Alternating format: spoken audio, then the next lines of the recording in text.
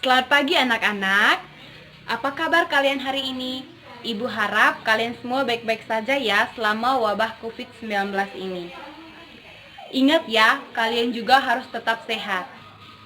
Nah, anak-anak, hari ini kita akan mempelajari materi tentang materi IPS tentang lingkungan sahabat kita dengan subtema manusia dengan lingkungan. Nah, tentu kalian penasaran kan bagaimana sih hubungan antara manusia dan lingkungan?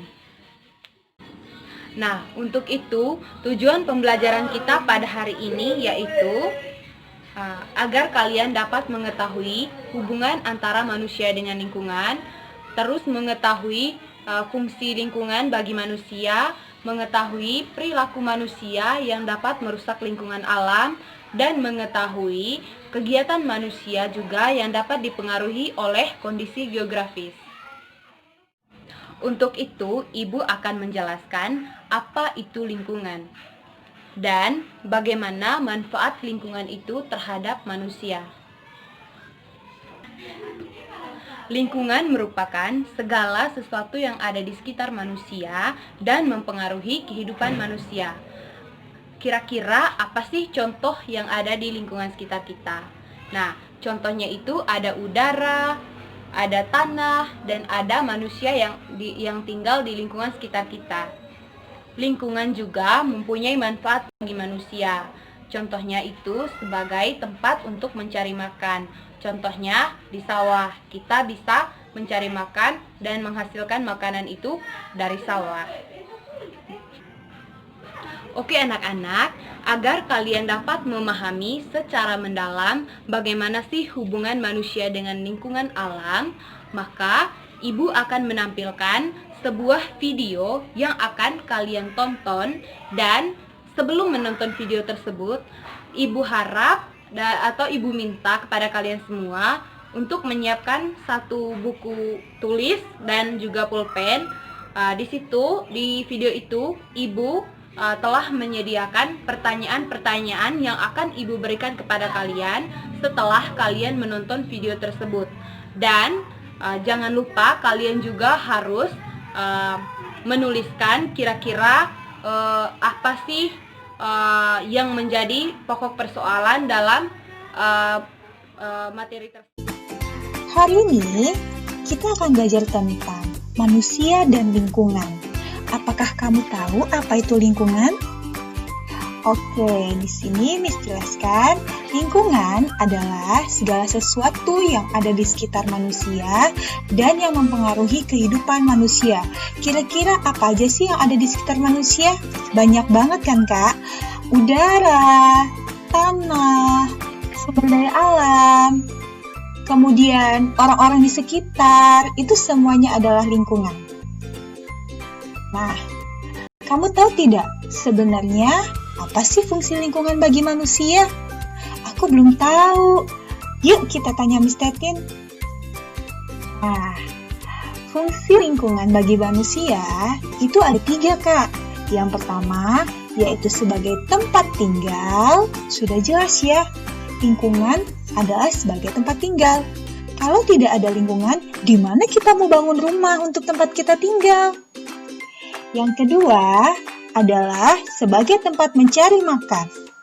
Nah, tempat kita mencari makan maksudnya adalah seperti contoh yang di sini ada sebagai petani, sebagai peternak, pekerja kantoran, semuanya itu dilakukan di lingkungan, ya kan?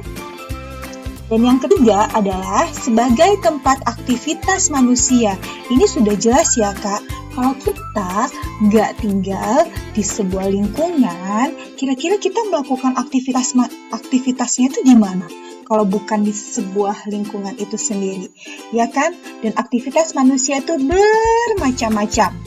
Seperti belajar, kalian belajar di mana? Di rumah sekarang. Nah, rumah itu sebagai lingkungan bagi kalian untuk saat ini. Seperti itu kira-kira. Nah, itu adalah 3 fungsi lingkungan bagi manusia. Nah, sekarang dari lingkungan untuk manusia. Nah, kegiatan manusia itu berhubungan Kak dengan kondisi lingkungan yang ada. Pokoknya kegiatan manusia itu sangat erat dengan lingkungan. Kemudian coba perhatikan di slide yang ini. Gambar apa ini ya? Menurutmu, apa ya akibat dari kegiatan manusia tersebut bagi lingkungan? Nah, ini soal pertama ya Kak. Soalnya ditulis di buku tulis kalian dan dijawab ya Kak. Oke, kita lanjut ke selanjutnya. Nah, kegiatan manusia ternyata dipengaruhi juga loh Kak dengan kondisi geografis. Apa itu kondisi geografis, Miss? Yuk kita ingat-ingat lagi, pasti kalian udah tahu.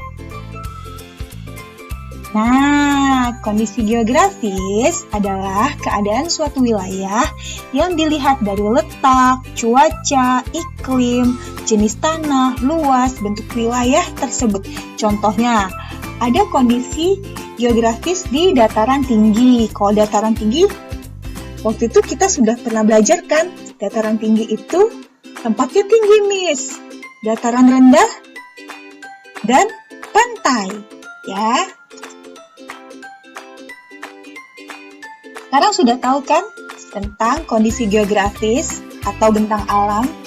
Nah, kondisi geografis ini dimanfaatkan untuk kegiatan ekonomi manusia. Contohnya untuk di daerah rendah atau di dataran rendah, yaitu sebagai tempat pabrik macam-macam ya Kak. Biasanya pabrik itu adanya di dataran rendah. Kemudian pasar ini memang nggak selalu ada di dataran rendah aja sih.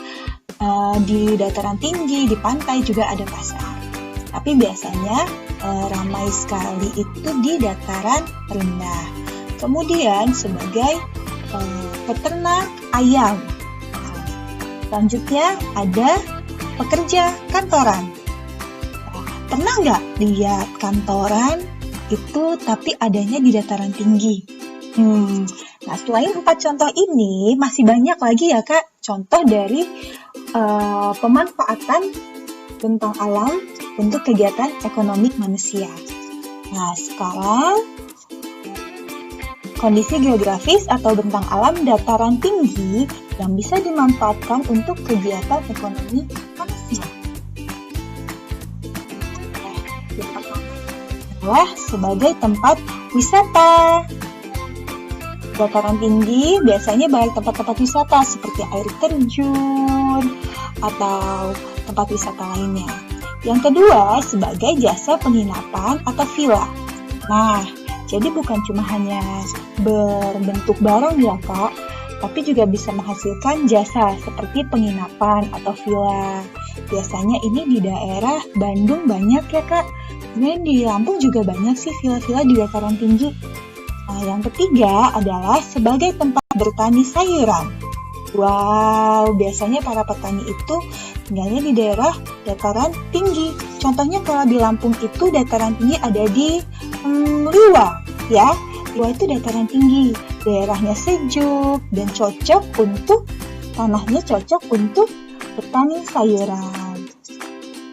Selanjutnya, kondisi geografis atau bentang alam daerah pantai yang bisa dimanfaatkan untuk kegiatan ekonomi manusia. Contohnya, sebagai jasa transportasi pelabuhan, ya.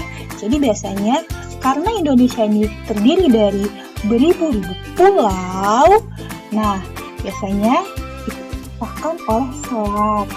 Nah, untuk transportasi antar pulau, biasanya itu kita ke pelabuhan ya Kak. Ke tempat kita itu namanya Pelabuhan Bakauni untuk ke Pulau Jawa, untuk menyeberang ke Pulau Jawa. Kemudian sebagai mata pencarian nelayan. Kemudian yang selanjutnya sebagai tempat wisata. Siapa yang suka berlibur ke pantai? Pasti banyak ya Kak yang suka ke pantai. Apalagi di daerah kita, di Lampung. Sekarang Miss punya soal kedua. Menurutmu, ada tidak kegiatan manusia yang tidak memanfaatkan sumber daya alam? Nah, oke anak-anak, jadi kalian tadi sudah menonton video yang Ibu tampilkan kepada kalian. Selanjutnya, Ibu minta setelah kalian mencatat pertanyaan yang telah disediakan Ibu tadi, jawaban atas pertanyaan kalian dikumpulkan kepada Ibu. Dan semoga materi yang telah Ibu ajarkan kepada kalian dapat bermanfaat bagi kalian semua. Sekian dan terima kasih.